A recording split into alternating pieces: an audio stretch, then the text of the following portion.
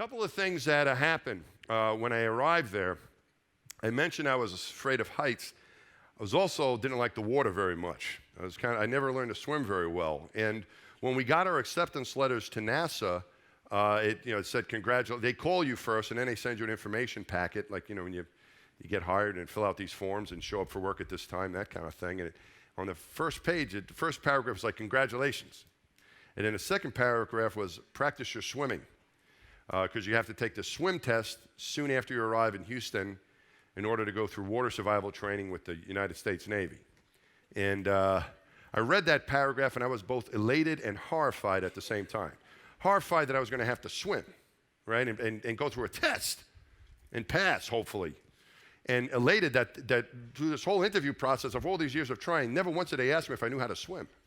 I was happy about that part of it. Anyway, when it came time to show up for work, that first week, at the end of that week, the swim test was going to be the Monday following our first week. And I was a little bit nervous about this. But that Friday at the end of that first week, and it was mainly like an administrative week that first week, Jeff Ashby, who was from a class before us, he was a Navy captain who was kind of leading us through our training. He said, okay, Monday, before he let us go home that Friday, he said, Monday is a swim test.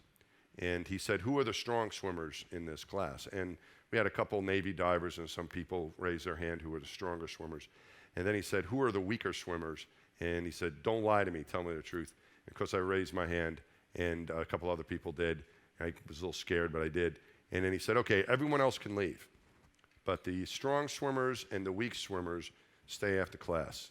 And you're going to arrange a time to meet over the weekend, because the strong swimmers are going to help the weak swimmers with their swimming. When we go to the pool on Monday, no one leaves the pool until everyone passes the test. So think about that. All of a sudden, it was a different sort of teamwork, accomplishment, success criteria. It doesn't matter if I pass and another person fails. It doesn't matter if everyone passes but one. That's not good enough. Everyone has to pass. Your success now is a team success, not an individual success. Some of the other things I learned that I try to remember to this day that I learned in those first few months were things like teamwork. In order to be a good team, in order to be a good leader of a team, you have to find a way to care for and admire everyone on that team. And a lot of times when you're combining people, and we were from many different countries in our astronaut class, people from different branches of the military, crazy scientists and professors like me, a lot of different people with lots of different personalities, and everyone was coming together to have to work together. And one of the Apollo astronauts told me that you need people who think differently. You can't get to the moon if everyone thinks the same way. And because people think differently or come from different areas or different backgrounds, sometimes you might not understand each other.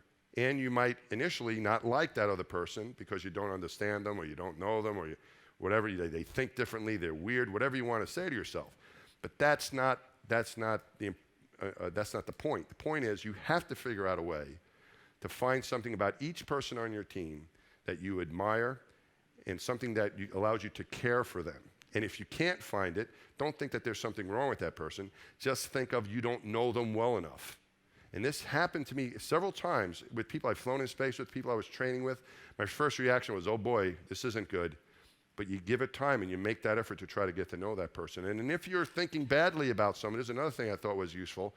If you think badly about that teammate because they did something, try to get that thought out of your mind and think of something that they've done good or something that you admire about them.